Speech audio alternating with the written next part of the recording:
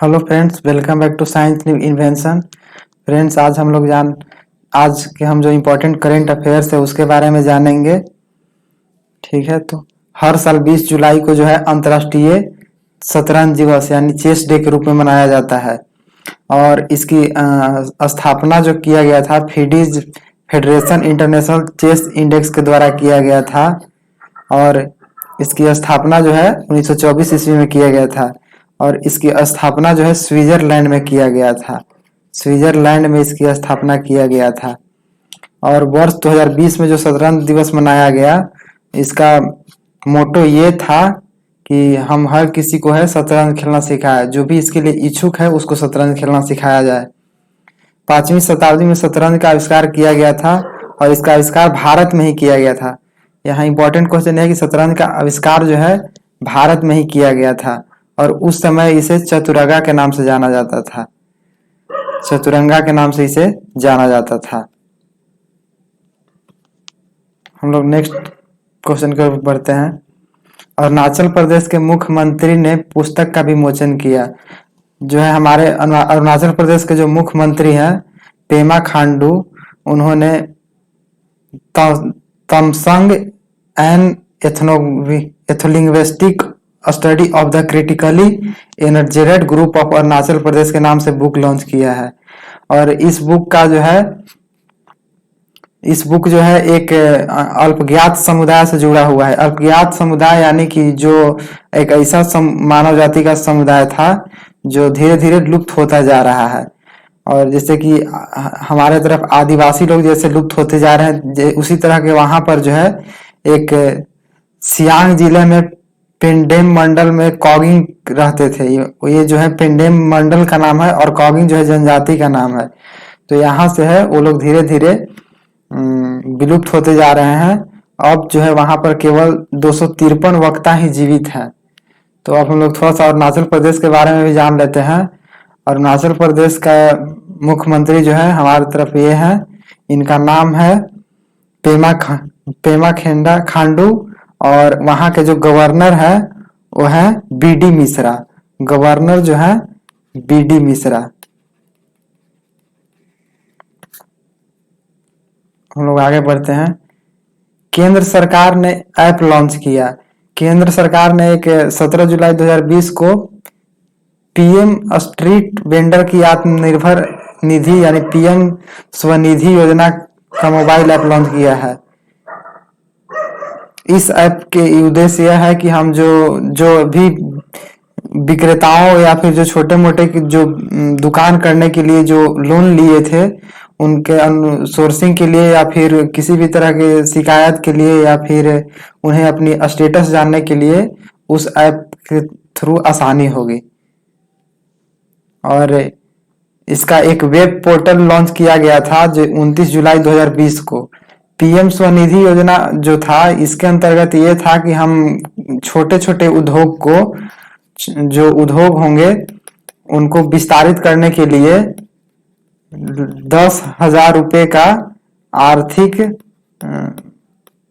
ऋण दिया जा रहा था, जो काफी कम ब्याज पर दिया जा रहा था।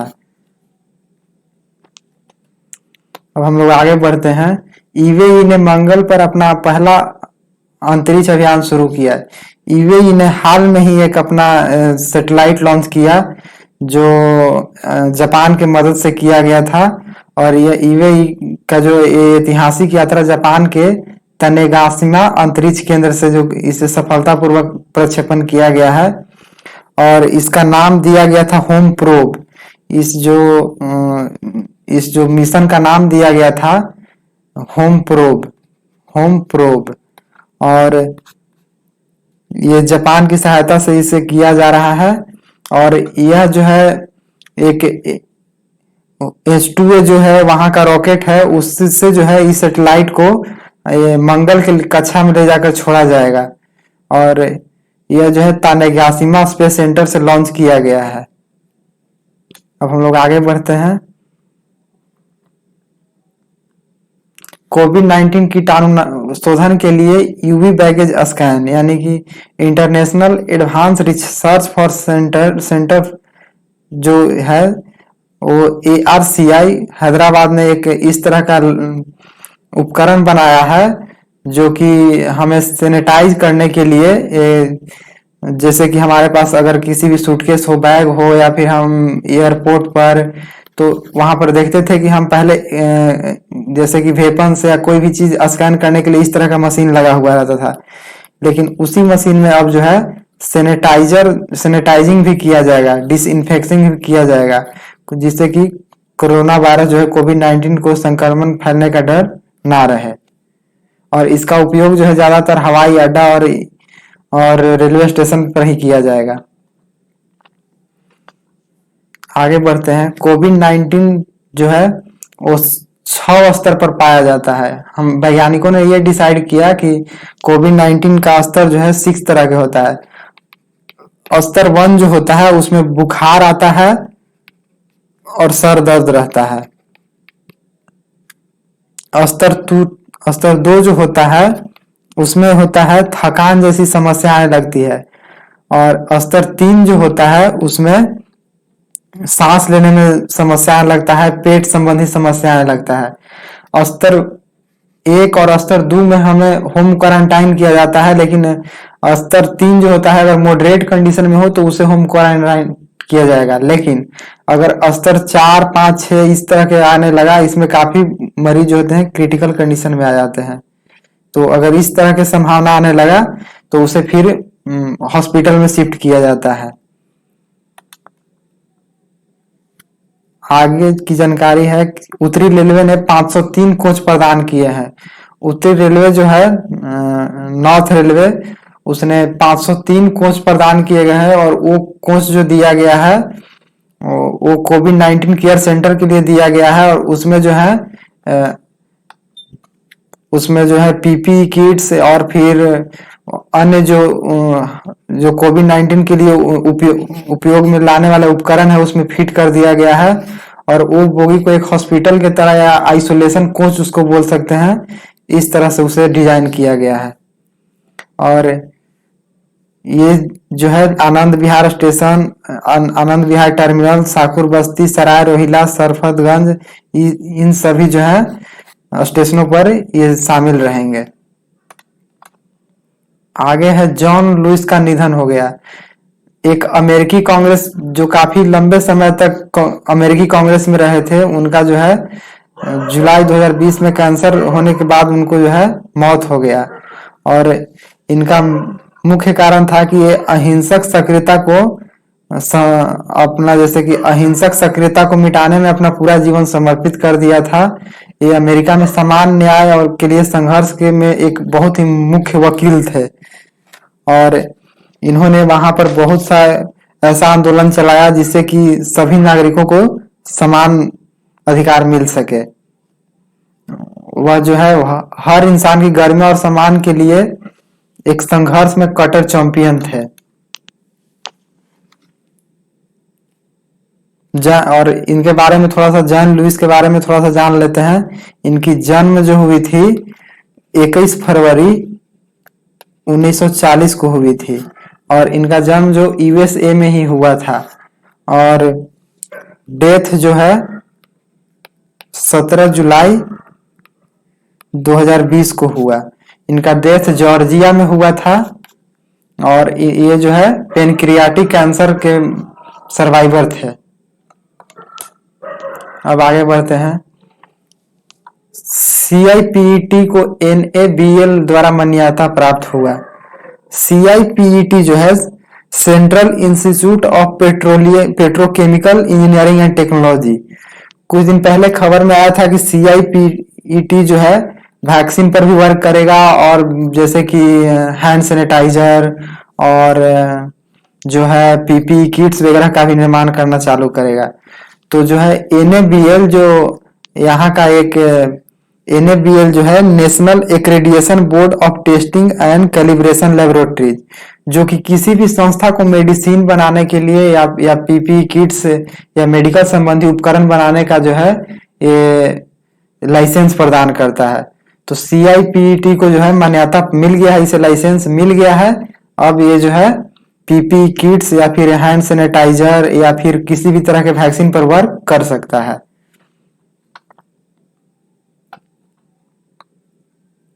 निजी ट्रेनों को मार्च 2023 तक शुरू किया जाएगा। रेल मंत्रालय ने यह कहा है कि निजी ट्रेन को 2023 से चलाया जाएगा। जैसे कि हमारे जो है इंडिया में ढेर सारे जो ट्रेन है उन्हें निजीकरण कर दिया गया है, जैसे कि वंदे भारत इस तरह का जो ट्रेन है, तो उन्हें जो है एक अभी तो वो केवल लिमिट जो है स्टेशन पर ही चल रहे थे, लेकिन 2023 तक उन्हें पूरी इंडिया में या फिर उसे बड़े स्तर पर लागू करने का जो है प्रयास किया जाएगा। बंगला आगे बढ़ते हैं। बांग्लादेश ने मुक्त इंटरनेट सेवाओं पर प्रतिबंध लगा दिया। बांग्लादेश में कुछ दिन पहले ये सुनने में आया था कि वहां पर जो है इंटरनेट मुफ्त में दिया जा रहा है। हालांकि इसके पीछे जो एक रीजन था कि वहां पर जो टेलीकॉम सेक्टर की कंपनियां हैं वो उनमें काफी ज्यादा प्रतिस्पर्धा बढ़ गई थी। मतलब एक दूसरे से काफी मतलब प्रतिस्पर्धा थी, जिसके वजह से वहां पर बहुत सारे स्कीम्स और रूल रेगुलेशन को भी तोड़ा जाने लगा था और सिक्योरिटी वगैरह का भी ख्याल कम रखने लगे थे सोशल जो है कंपनियां हैं टेलीकॉम सेक्टर की। उसके बाद वहां की सरकार ने एक फैसला ये लिया है कि इन्हें अब रोक दिया जाएगा, और ये क्योंकि ये कंपनियों के बीच में अस्वस्थ प्रतिस्पर्धा जो है, यानी कि कहते हैं कि एक दूसरे से आगे निकलने का होड़ लग गया था, जिसके वजह से वहां पर इस तरह के आपराधिक गतिविधियां शुरू हो गई थी, जिसके वजह से इसे रोकना पड़ा। और वहां के जो है बांग्लादेश के जो है प्रधानमंत्री हैं वो शेख हसीना है, शेख हसीना।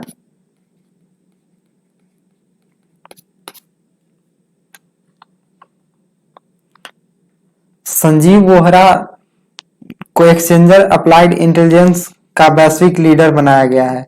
यानी संजीव वोहरा जो थे उनको अप्लाइड इंटेलिजेंस यानी कि एआई का जो है लीडर बनाया गया है।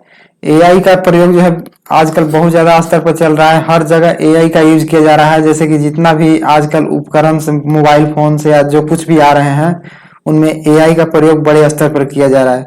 तो संजीव वोहरा को जो है अप्लाइड इंटेलिजेंस का लीडर बनाया गया है, और वे जो है जीएमसी ग्लोबल मैनेजमेंट कमेटी से भी जुड़े हुए हैं।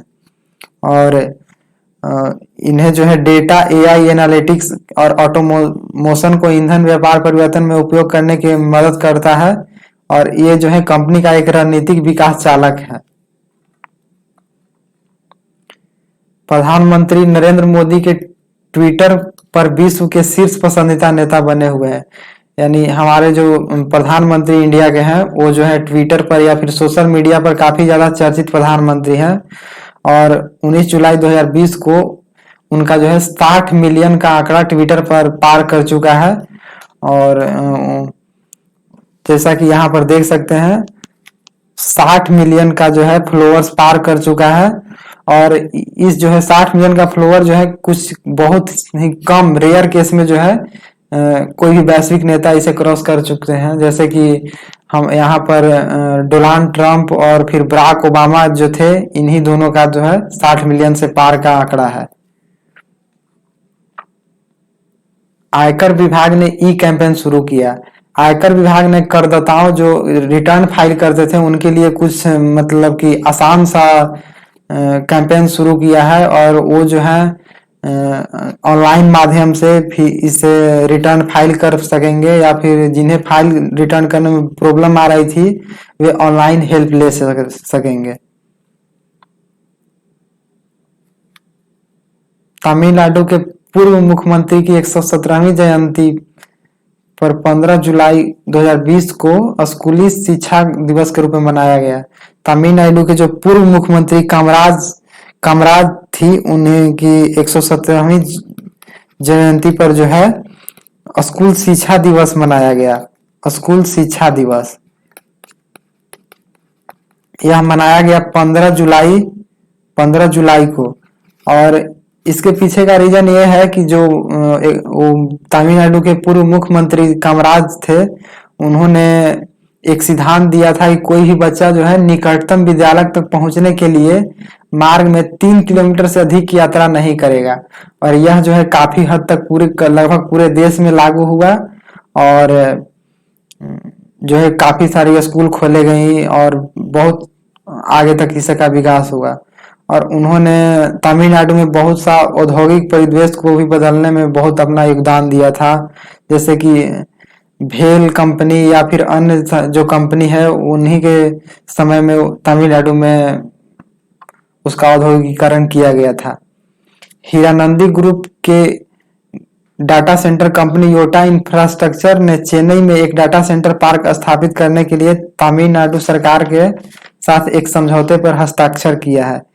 हीरानंदी ग्रुप की जो डाटा सेंटर कंपनी योटा है, योटा जो इंडिया के सबसे बड़ा डाटा सेंटर कंपनी है, तो इसने जो है तमिलनाडु के जो राज्य सरकार है, वहाँ तमिलनाडु के जो गवर्नमेंट है वहां से इसके जो है डाटा सेंटर बनाने का जो है समझौता किया गया है। और इसका जो परिसर होगा वो 13 एकड़ में फैला होगा।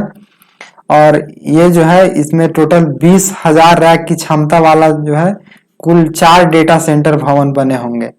और ये जो है इंडिया का जो है सबसे बड़ा डाटा सेंटर होगा। जितना भी आज तक डेटा सेंटर बना है उससे जो है इसकी जो है स्पेस बहुत ज्यादा होगा।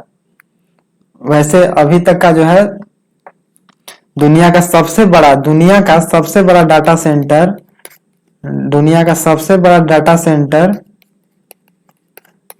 चाइना में है।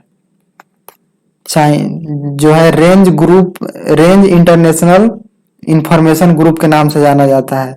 और यह जो चाइना के जो है लैंगफैंग सिटी में स्थित है।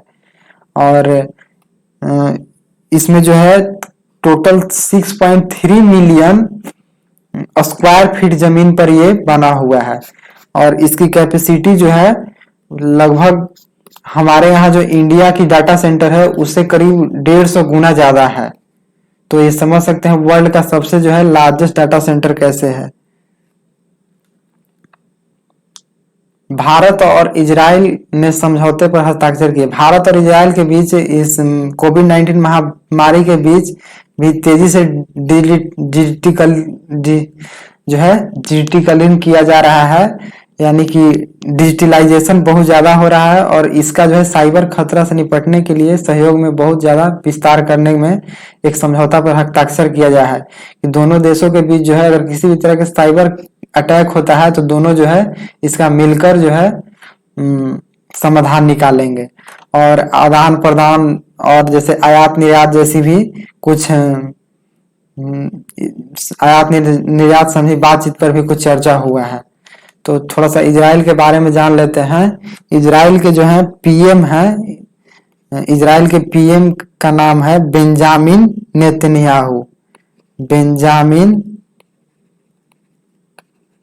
नेतन्याहू। और इजराइल का जो राजधानी है वो जेरूसलम है। हुसैन जयंती ने द एंडम नामक एक नया उपन्यास लिखा। हुसैन जयंती जो है एक क्राइम बुक राइटर है या फिर क्राइम स्टोरी राइटर इनको बोल सकते हैं। इन्होंने जो है एक नई बुक लिखा है द एंगडेम नामक। और यह जो है राजनीति, विश्वासघात और अकाल्पनीय आतंक की बात करता है। इस बुक में जो है राजनीति, विश्वासघात और अकाल्पनीय आतंक के बारे में जो है वर्णन किया गया है। हालांकि हुसैन जयंती ने जो है बहुत सारी बुकें लिखी हैं, जैसे ब्लैक फ्राइडे जो काफी फेमस बुक है, mafia kings of Mumbai, Dongri to Mumbai Byculla to Bangkok. और जैसे कि इनकी एक दो बुक पर फिल्म भी आ चुकी है, जैसे कि 26/11 जो आया था, जिसका नाम है HBO डॉक्यूमेंट्री। ये जो बुक आया था इन्हीं के द्वारा लिखा गया था। उसके बाद इन्होंने एक और बुक लिखा था मुंबई में आतंकी सहयोगी के निर्माता, और ये बुक भी उनका ही लिखा हुआ था। तो आज के लेक्चर में इतना ही।